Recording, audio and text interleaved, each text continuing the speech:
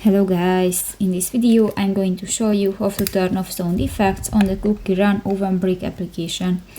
But first of all, I just want to mention, please don't forget to subscribe to our channel, because at 100,000 subscribers we are going to show you our YouTube revenue statistics and growth strategy, how to make money online. So let's jump into it. First of all, open the application on your device.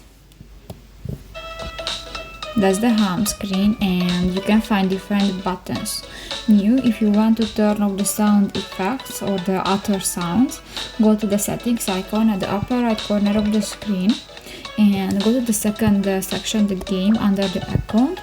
In the audio settings section you can find the last button, the effects, and if you want to turn off, click to the arrow, the OK button, and if you want to enable, click that again. And if you click to the scarf icon, you can pile on the line, so you can adjust the volume of the effect. So that's pretty much it for this video guys. See you in the next one. Bye bye.